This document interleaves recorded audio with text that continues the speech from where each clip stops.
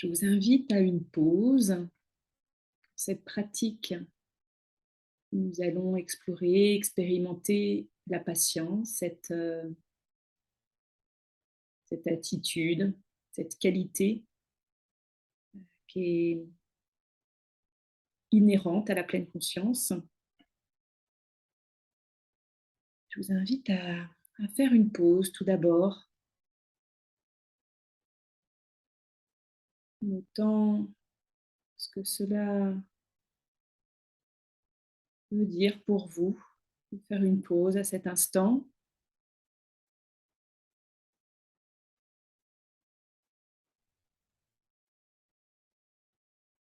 Notant qu'est-ce qu'il se passe pour vous lorsque vous expérimentez la pause.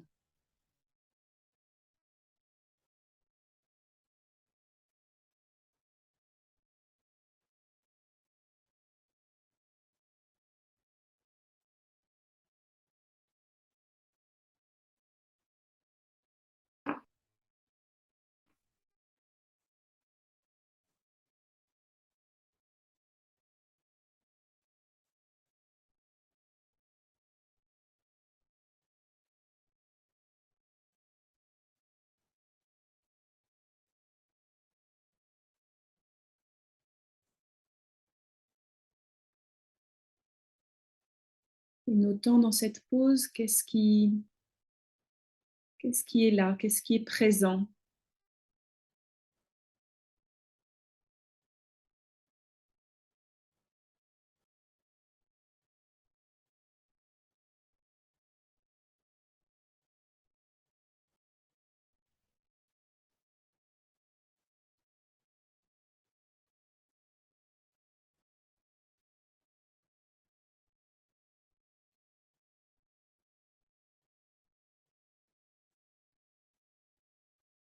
Le thème de cette pratique, c'est donc la patience.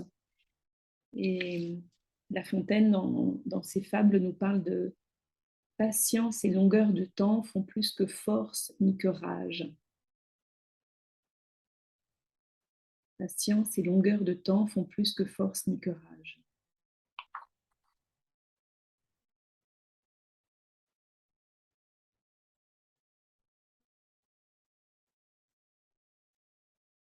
Cette notion de patience, comme elle est difficile,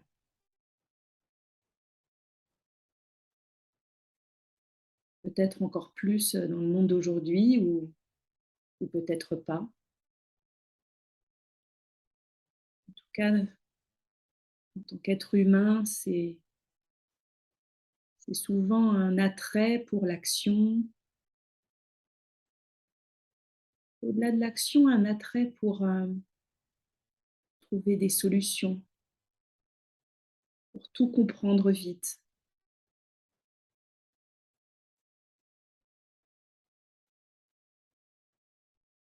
pour résoudre,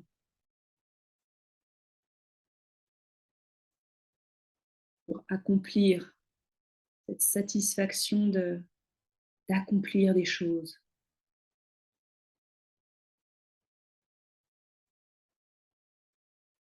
peut nous pousser à avoir envie d'agir vite,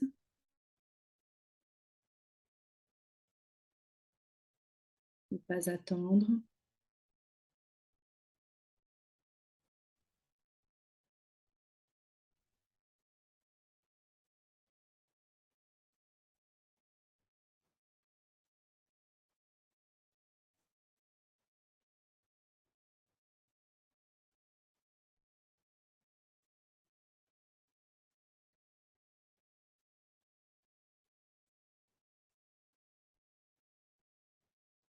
Et puis en même temps, on sait bien pourtant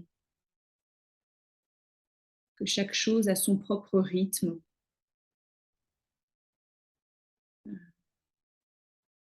Peut-être que vous aussi, vous avez à un moment cherché à ouvrir le bourgeon d'une rose, ou comme ce petit enfant qui découpait le cocon d'un papillon, pensant pouvoir l'aider à sortir plus vite. Ça pour se rendre compte que finalement le processus de pouvoir se sortir soi-même du cocon,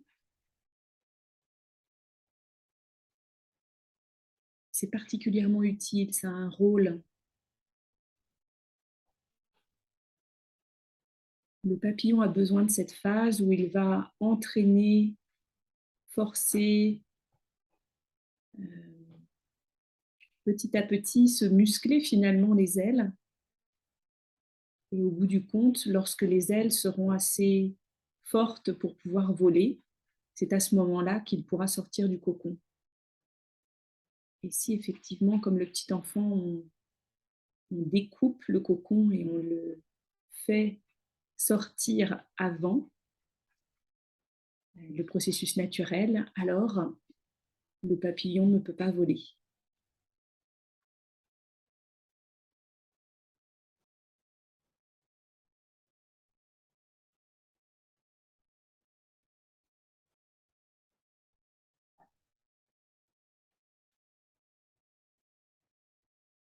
Alors, dans cette injonction autour de nous et à l'intérieur de nous, à la vitesse, à avancer, à l'immédiateté,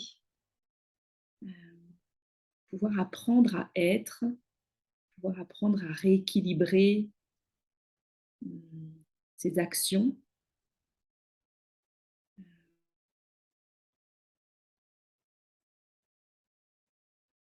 C'est presque un acte héroïque.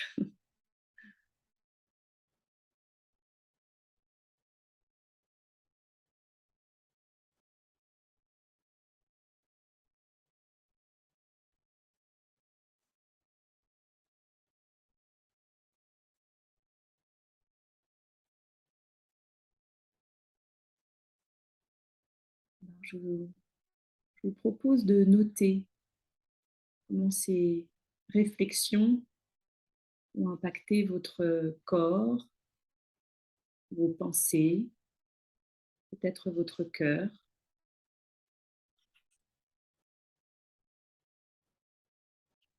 Peut-être que si vous étiez éloigné, peut-être que c'est justement le moment de connecter avec, avec ce corps, avec cette nature que nous avons en nous, avec ces cycles naturels, la respiration, les battements du cœur, ces organes qui ont tant de choses à nous apprendre. Peut-être que si vous portez attention à votre corps à cet instant, peut-être pouvez-vous noter justement cette respiration.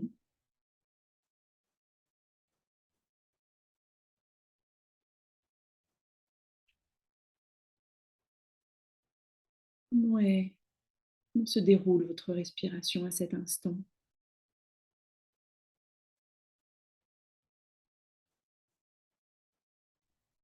Quelles sont les sensations dans le corps?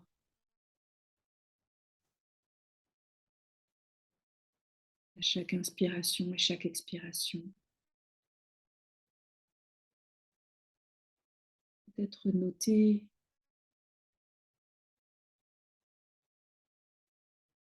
au niveau des parties du corps qui sont en contact avec le sol ou avec une chaise.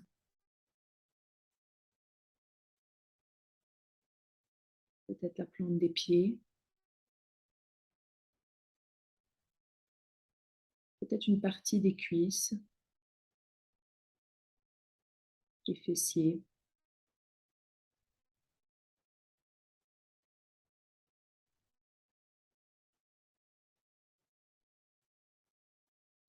Peut-être qu'une partie de votre dos est en contact avec un siège ou avec un coussin.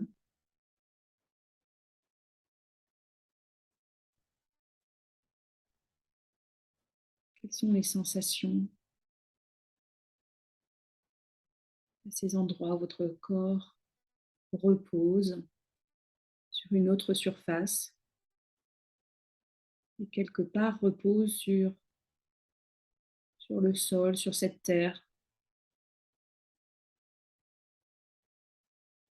sur ce monde qui nous accueille.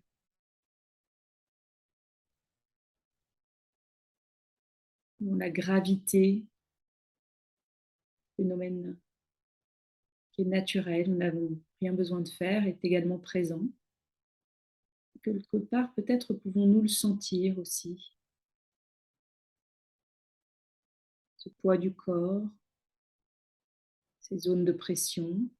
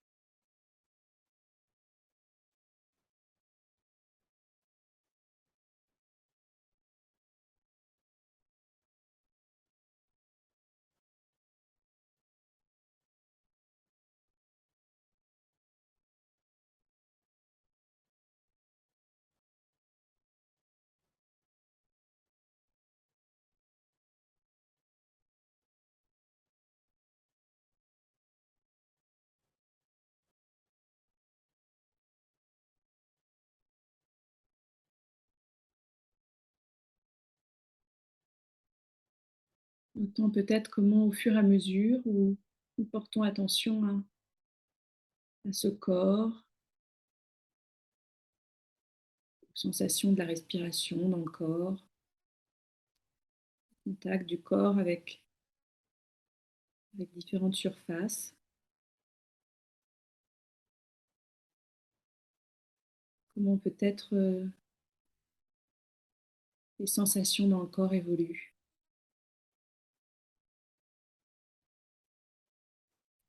Peut-être qu'il y a une certaine détente qui se fait automatiquement. Peut-être au contraire, y a-t-il un processus de tension? Peut-être que l'expérience n'est pas telle que vous auriez aimé qu'elle soit. Peut-être il y avait des attentes.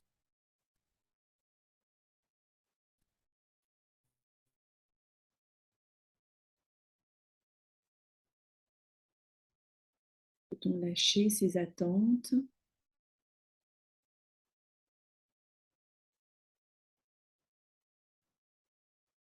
entrer pleinement dans la curiosité de ce moment?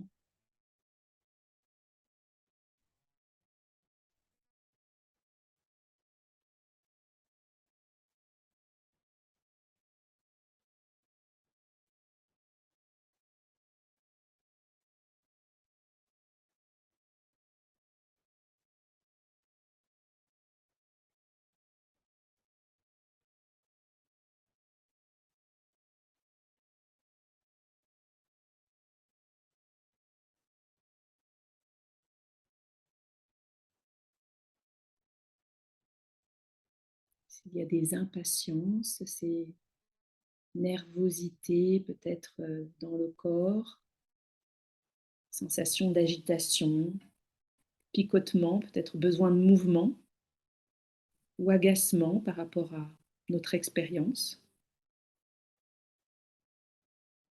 Est-ce que nous pouvons faire de la place,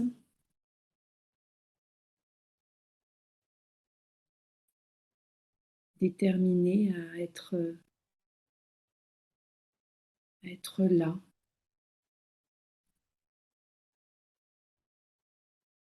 rééquilibrant ce mode faire habituel avec ce mode être, comprenant que notre corps, notre esprit ne sont pas habitués, apportant cette douceur, cette empathie pour ce moment, pour notre expérience.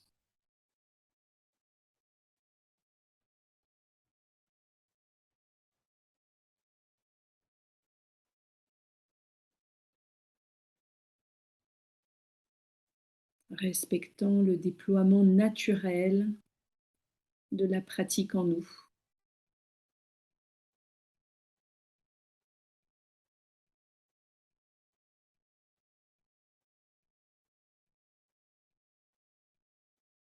Il y a beaucoup d'agitation mentale, peut-être même y a-t-il des pensées, des jugements. Ce serait peut-être plus utile ailleurs.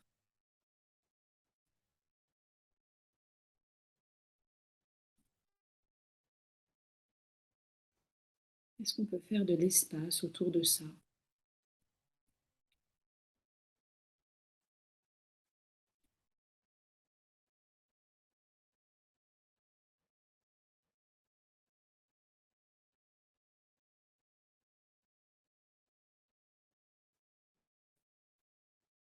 Il y a toujours de nombreux empêchements à être présent à notre expérience, tout à fait naturel. Et ça fait partie du chemin. Ce sont les joyaux, ces challenges dans la pratique, ces empêchements, ces impatiences. Ce sont des joyaux. C'est ce qui nous permet d'entraîner nos ailes comme le papillon, petit à petit, de cultiver cette qualité si belle de patience.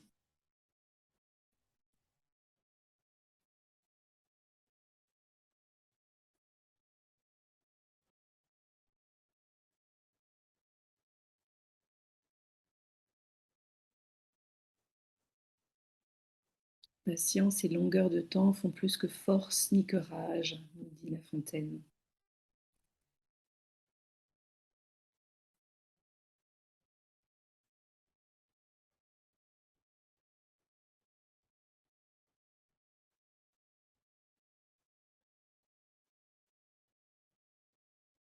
Et puis Hélène Keller,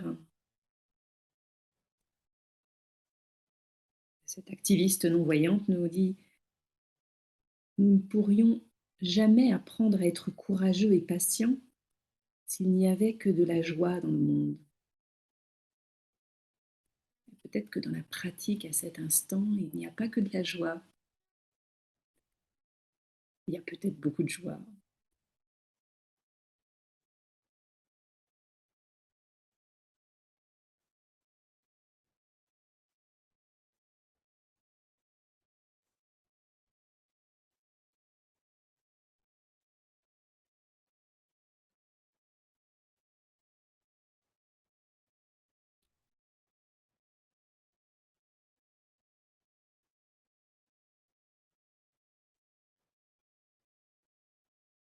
Et puis peut-être qu'avec la joie, et sûrement, il y a des pensées qui errent, l'esprit qui se perd,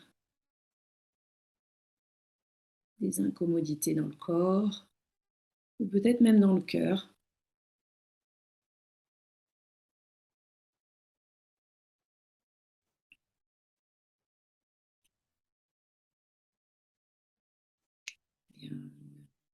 Quelqu'un qui disait plus la pensée s'élargit et plus la patience augmente.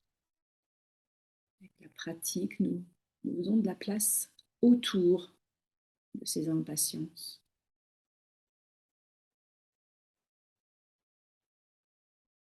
Toute la conscience qui s'élargit. Il peut y avoir des impatiences, des attentes, des frustrations. Et on peut garder cette détermination à observer, à regarder, à curioser, en étant tourné vers les qualités, vers les caractéristiques de ces challenges. Et voir ces challenges comme des conditions temporaires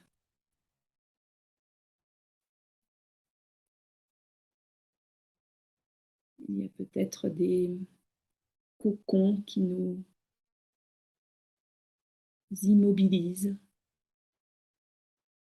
Il y a peut-être des challenges qui nous empêchent de nous mouvoir, d'avancer comme on aimerait et en même temps,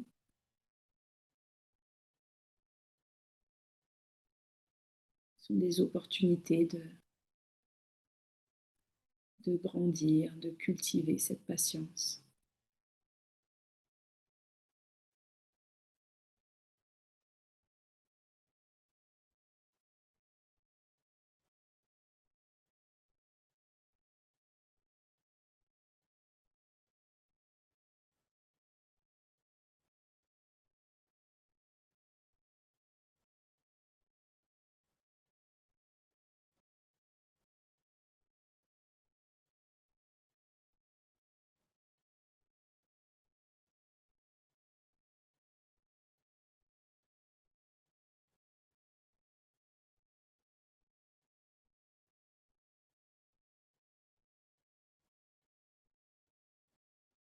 Et peut-être que je peux ressentir dans le cœur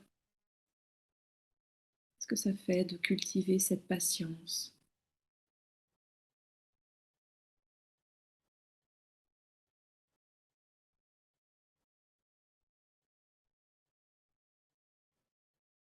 Peut-être qu'il m'est difficile de ressentir quoi que ce soit dans ce cœur et en même temps, peut-être qu'il y a une sensation d'ouverture, de possibilité,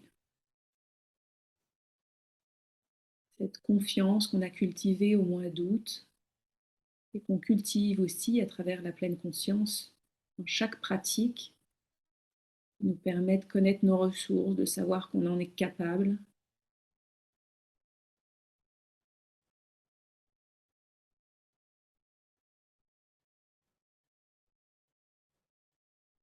Peut-être qu'on peut sentir dans le cœur, ce cœur ouvert, dire qu'est-ce que c'est précieux de pouvoir cultiver cette patience dans ce monde intrépide, ne pas ne pas se laisser projeter dans la frustration d'un futur incertain,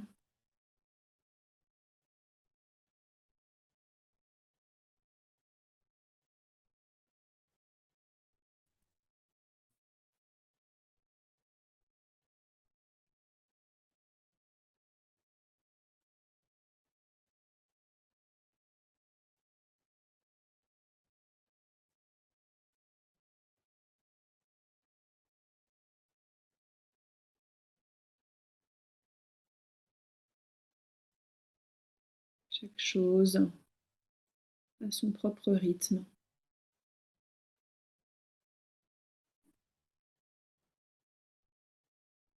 son propre processus.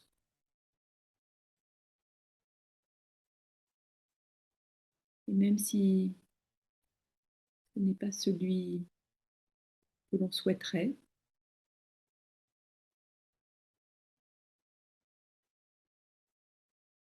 on peut peut-être justement, en créant cet espace, en cultivant cette patience dans le cœur, peut peut-être justement nous permettre d'exploiter pleinement ce qui s'offre à nous. Parce que nous pouvons peut-être profiter de pouvoir entraîner, muscler certaines qualités, certaines compétences,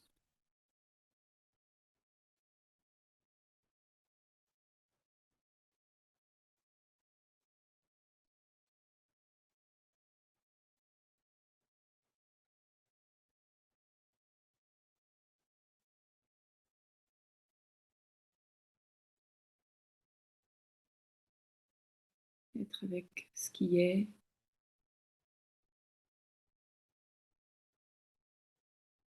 de la différence entre ce qui est en notre contrôle et ce qui ne l'est pas.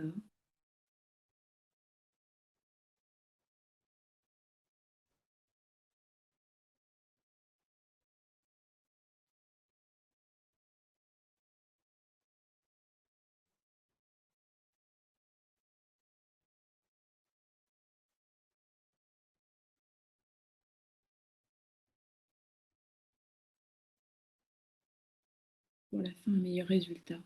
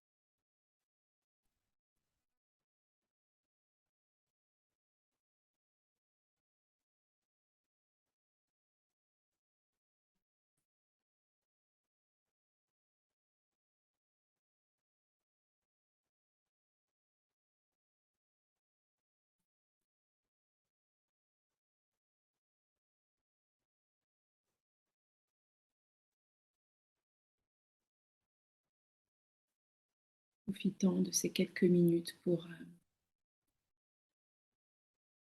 cultiver consciemment cette précieuse qualité.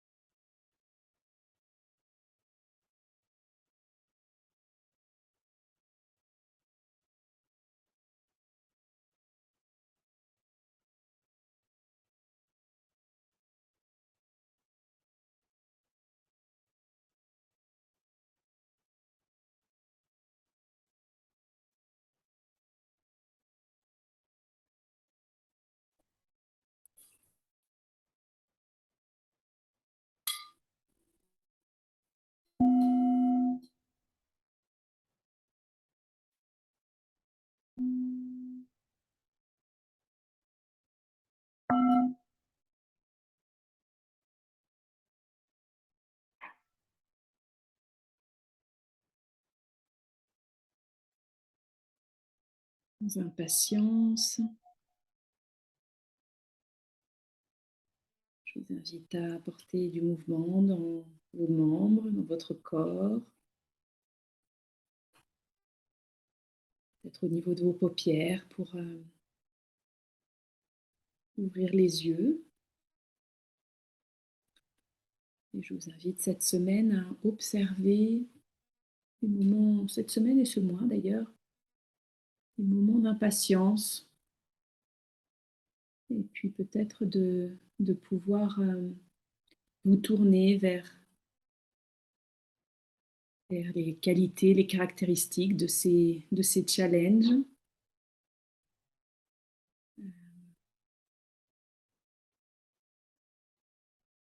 vous rappelant que ce sont des conditions temporaires.